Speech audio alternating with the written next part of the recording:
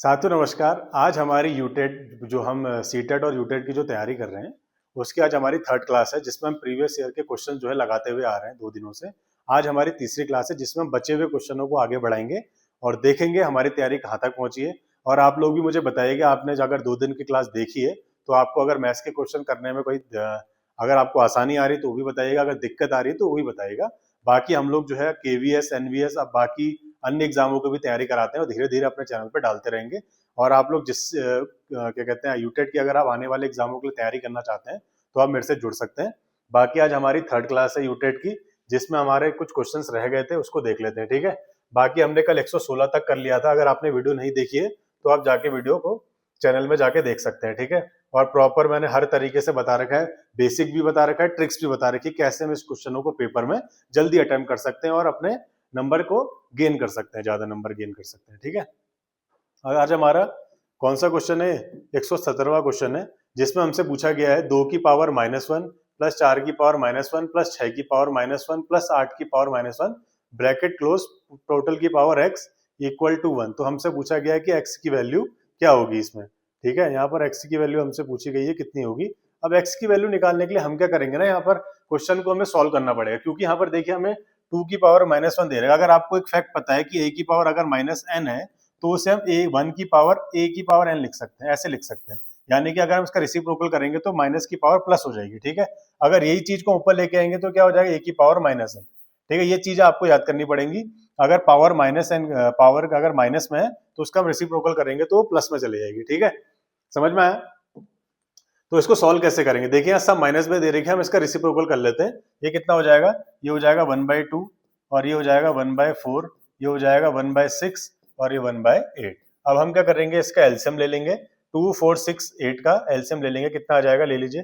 2 1 कम 2, 2 दूनी 4, 2 3 6, 2 चक्कू 8, 2 इधर हो गया।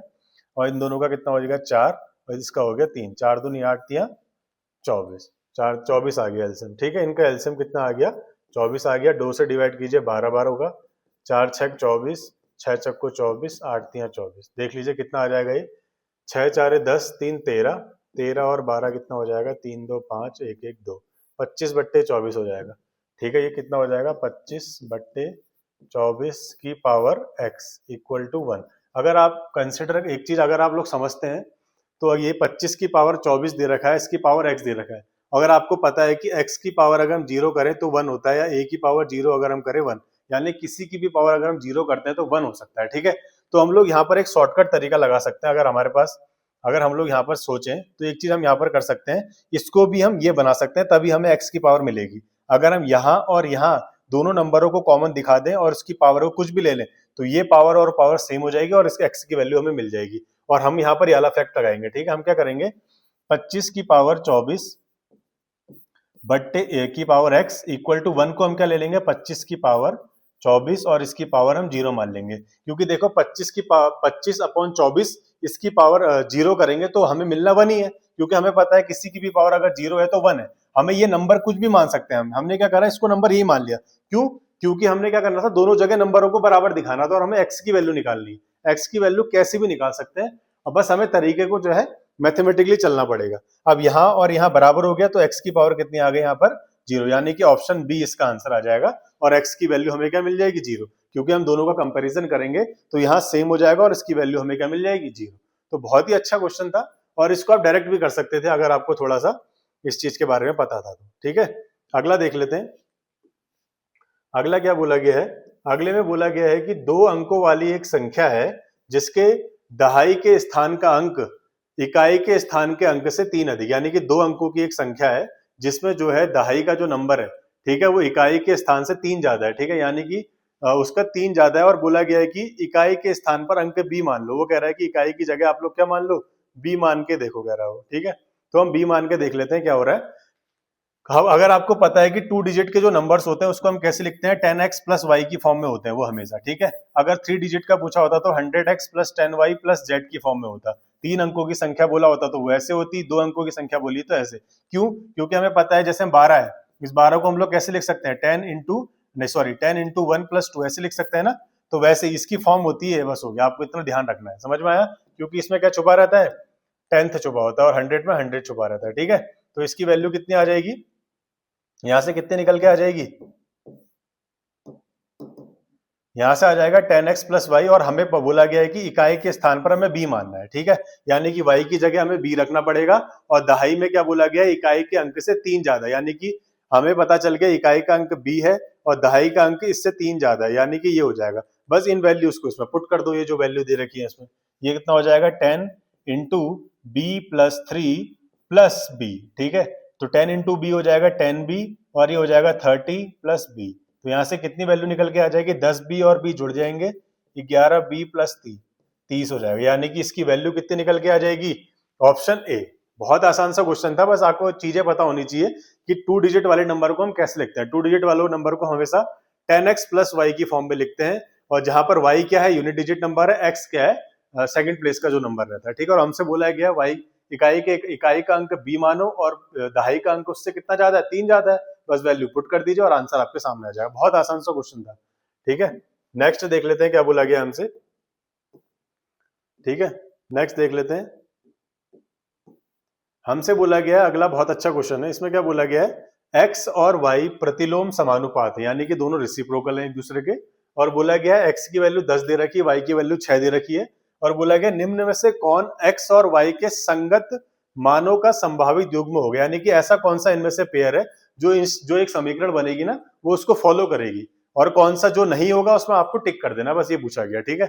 इस करते हैं इस क्वेश्चन को। इसमें बोला गया x और y प्रतिलोम समानुपात, यानी कि x जो है इसका रेसिप्रोकल है, ठीक है। यानी कि x जो है इसका रेसिप्रोकल है, और जब हम इसको यहाँ पर इक्वल करेंगे तो यहाँ पर एक हमें कांस्टेंट नंबर ले लेंगे k, ठीक है। तो x बराबर k अपॉन वाई हो जाएगा, और k की वैल्यू यहाँ से क्या निकल जाएगी, x इंटू वाई, ठीक है। और x की वैल्यू हमें कितनी दे रखी है, देखिए 10, और y की वैल्यू दे रखी 6।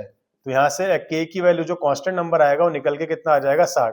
तो यहाँ से एक समीकरण मिल गई हमें, k equal to x into y. अब हमसे बोला गया इनमें से जो हमें पेयर दे रखे हैं, कौन जो है इस समीकरण को क्या कहते हैं सेटिस्फाइड नहीं कर रहा। बस आप कुछ नहीं करेंगे, जो वैल्यूज है इसमें आपको पुट करते हुए जाना है। आप किसी कोई वैल्यू को पुट कर दीजिए, इसको x मान लीजिए, इसको y मान लीजिए, सब में, ठीक है।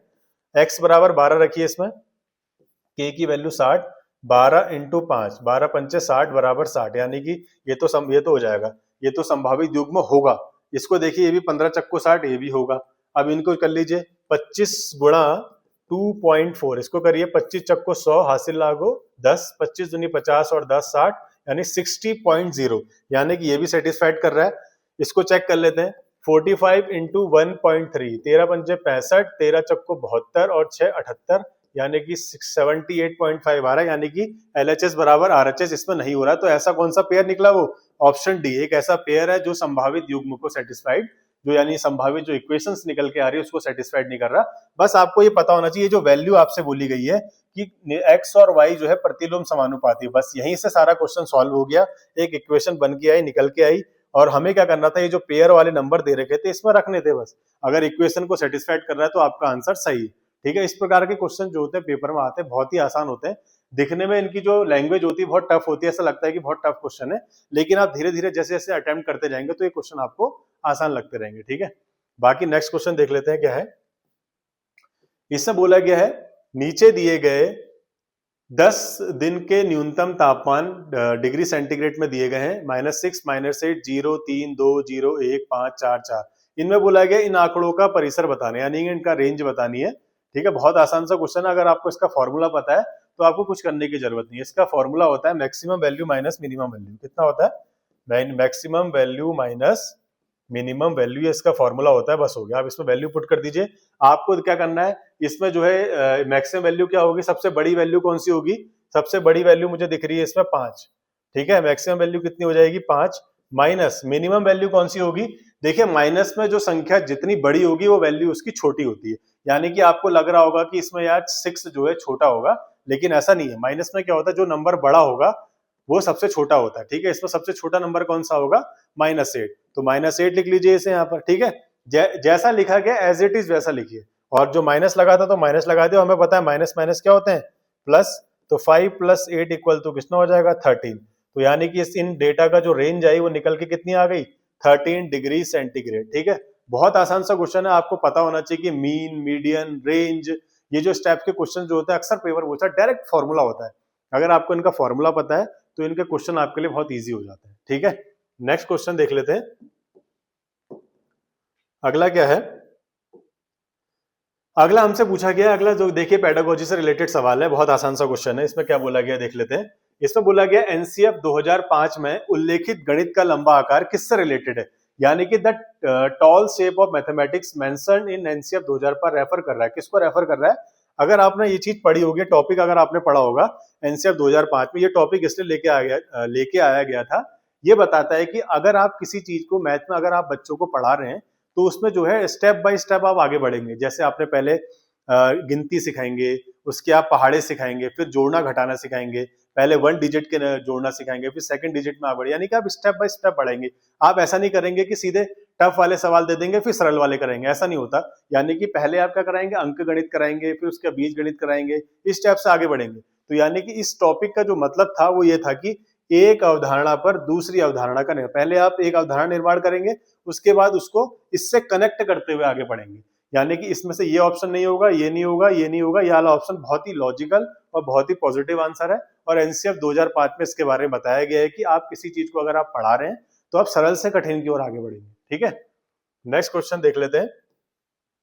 इसमें बोला गया है 5 सेंटीमीटर का एक घन है जिसके सभी फलकों पर आप पेंट करते हैं। मैंने कल फलक और क्या कहते हैं इस टाइप के क्वेश्चंस आपको कराए थे, अगर आप नहीं देखें तो आप जाके चैनल पे देख सकते हैं।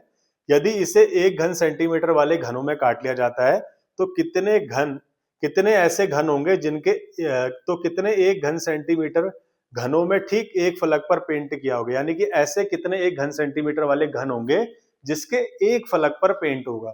तो ये इस टाइप के क्वेश्चंस आप किसी भी एसआई में देख लीजिए, बिहार एसआई में देख लीजिए, उत्तराखंड एसआई में देख लीजिए, या क्या कहते हैं सीटेट यूटेट किसी भी एग्जाम में, केवीएस के एग्जाम में तक देखा है मैंने, बस वैल्यूज चेंज हुई हैं और इस टाइप के क्वेश्चन बहुत देखे गए। इसके मैं 3 फॉर्मूला आपके आगे लिख देता हूँ, अगर वो 3 फॉर्मूला आप लोग याद कर लेंगे तो ये क्वेश्चन आपको कैसा भी दे दे, किसी भी फॉर्म में दे दे, आप सारे क्वेश्चन कर ले जाएंगे। आप लोग क्या करेंगे, पहले वो क्वेश्चंस को नोट कर लीजिए, मैं क्या क्या बता रहा हूँ, कौन कौन से आंसर है। देखिए वैल्यू क्या बताएगा, अगर आपसे बोले, यदि आपसे बोले कि उसकी एक सतह पर पेंट हो, यदि उसकी एक सतह पर वो पेंट कर, यानी कि एक फलक पर अगर पेंट करता है, उसका अगर आपसे आंसर पूछा गया है तो उसका फॉर्मूला क्या होगा, उसका फॉर्मूला होगा 6 इंटू एन माइनस टू का स्क्वायर। ठीक है, 6 इंटू एन माइनस टू का स्क्वायर, ये होगा जब एक सतह पर पेंट करने की बात करेगा। ठीक है, अगर दूसरा है जब 2 सतहों पर पेंट कर रहा होगा, ठीक है, तो उसका फॉर्मूला क्या होगा। आप इस क्वेश्चन को कॉपी कीजिए, गूगल में डालिए, आपको अलग अलग जो है क्या कहते हैं एग्जामों में देखने को मिलेगा, और वैल्यूज अलग होंगी। कभी एक फलक पे बोल देगा, कभी 2 फलक पे बोल देगा, कभी 3 फलक पे बोल देगा, कभी 0 फलक पे बोल देगा। तो सबके जो है आपको फॉर्मूलाज में एक बार में लिखा दे रहा हूँ। अब देखिए 2 सतह का क्या फॉर्मूला है, 2 सतह पर अगर पेंट करता है तो उसका फॉर्मूला है इसका है 12 इंटू एन माइनस टू। कितना है, 12 इंटू एन माइनस टू। अगर 3 सतह पर पेंट की बात करेगा, अगर 3 सतह पर पेंट की बात करेगा तो इसका आंसर हमेशा 8 ही होगा। इसका कोई फॉर्मूला नहीं है, सीधा आप 8 लिख देंगे। ठीक है, अगर आपको ये ठीक लगते हैं, अगर आपको समझ में आती है चीजें, तो आप इस फॉर्मूलाज को आप पॉइंट आउट आप नोट कर सकते हैं, और इस टाइप के क्वेश्चन आपको पेपर में अक्सर देखने को मिलेंगे। ठीक है, मैं इसको नीचे कर देता हूँ, क्वेश्चन करा लेते हैं। इसमें क्या बोला गया था, देखिए कितने 1 घन सेंटीमीटर वाले घनों में ठीक एक फलक पर पेंट किया गया हो। पेपर में ठीक सब कुछ वही होगा, कभी बोल देगा यहाँ पर ठीक 2 फलक पर, कभी बोल देगा 0 फलक पर, कभी बोल देगा 3 फलक पर, कुछ भी पूछ सकता है। अगर लेकिन हमसे यहाँ पर क्या पूछा गया, एक फलक पर पेंट किया गया होगा। तो सिंपल सा फॉर्मूला है 6 इंटू एन माइनस टू का स्क्वायर। ठीक है, तो 6 हो जाएगा, एन यहाँ पर तुम्हारी ये भुजा दे रखी है, इसको रख दीजिए, 5 माइनस टू का स्क्वायर, ये हो जाएगा 6 इंटू 3 का स्क्वायर, यानी कितना हो जाएगा, 3 तिया 9 और 6 54, यानी कि क्या कितने आंसर आ जाएंगे इसके, ऑप्शन सी। बहुत आसान सा क्वेश्चन है, सीधे फॉर्मूला बेस्ड है, आपको बस वैल्यूज पुट करनी आनी चाहिए, बस हो गया। आपको 3 फॉर्मूले जो मैंने बताए हैं वो आपको याद कर लीजिए, और इस टाइप के क्वेश्चन कैसे भी आपके आ जाएंगे तो आप कर ले जाएंगे। ठीक है, नेक्स्ट क्वेश्चन देख लेते हैं। नेक्स्ट क्वेश्चन बोला गया है कि which of the following very inversely with each other, यानी कि ऐसी कितनी राशियां हैं, इसमें से कौन सी ऐसी राशि है जो एक दूसरे के क्या है, रेसिप्रोकल है। अगर आपको फॉर्मूलाज पता है तो आप इस प्रकार के क्वेश्चन सब कर ले जाएंगे। देखिए चाल और तय की गई दूरी, अगर आपको ये फॉर्मूला पता है, स्पीड बराबर कितना होता है, डिस्टेंस अपॉन टाइम, यानी कि s प्रोपोर्शनल टू 1/t होता है। तो इसमें से चेक कर लीजिए कौन बता रहा है। देखिए चाल और लिया गया समय हमेशा एक दूसरे के रेसिप्रोकल होते हैं, तो इसका ऑप्शन जो है डी ही है सबसे लॉजिकल और सबसे सही आंसर है। ठीक है, अगर आपको इस टाइप का चाल तय की गई दूरी और समय वाले अगर फॉर्मूला आपको याद है, आपसे पूछा गया है कि इनमें से कौन सी ऐसी राशि है जो एक दूसरे के रेसिप्रोकल है, तो ऑप्शन डी इसका बहुत बेहतरीन आंसर है। अगला देख लेते हैं। अगला बोला गया किसी संख्या का 4 गुना होना उस संख्या में कितने प्रतिशत वृद्धि के बराबर है, यानी कि 4 times a number is how much percent increase in that number, यानी कि अगर हम किसी संख्या को 4 गुना बढ़ा देते हैं तो उसमें कितना परिवर्तन आता है। ये परसेंटेज का क्वेश्चन है, बहुत अच्छा क्वेश्चन है, इसको आप डायरेक्ट कर लीजिए। यानी कि कोई एक संख्या मान लीजिए 100 थी, उसका 4 गुना कर दिया यानी कि 400 हो गई। आप बोल रहे हैं कि इसमें कितने का डिफरेंस आया, यानी कि कोई संख्या 100 से 400 हो गई, कितना चेंज आया उसमें, डिफरेंस कर लीजिए, 300 का चेंज आया। जो चेंज आता है उसे हमेशा न्यूमरेटर में लिखते हैं, और जो चेंज जिसमें चेंज आता है, किसमें चेंज आया, वो चीज बेसिक में तो चेंज आएगा। कोई चीज यहाँ से यहाँ बढ़ी है ना, तो हमेशा इसको डिनोमिनेटर में रखते हैं 100 को, और निकालना क्या है, परसेंटेज इंटू परसेंटेज कर दीजिए। 100 में से 100 कट गया, यानी कितने प्रतिशत की वृद्धि हुई, 300% की वृद्धि हुई, यानी कि इसका ऑप्शन क्या हो जाएगा, ऑप्शन बी। तो इस टाइप के क्वेश्चन आपको पेपर में मिलेंगे, बहुत आसान से क्वेश्चंस आते हैं पेपर में। धीरे धीरे मैं इसकी क्लास लेके आऊंगा, तो चाहे परसेंटेज हो, यूनिट डिजिट हो, सिंप्लीफिकेशन हो, नंबर सिस्टम हो, मेंसुरेशन हो, हर टाइप के क्वेश्चन, हर टाइप की क्लास जो है आपके एग्जाम से पहले मैं सब कुछ करवा दूंगा। तो आप मेरे साथ जुड़े रहिएगा। बाकी वीडियोस देखने के लिए धन्यवाद। जय हिंद।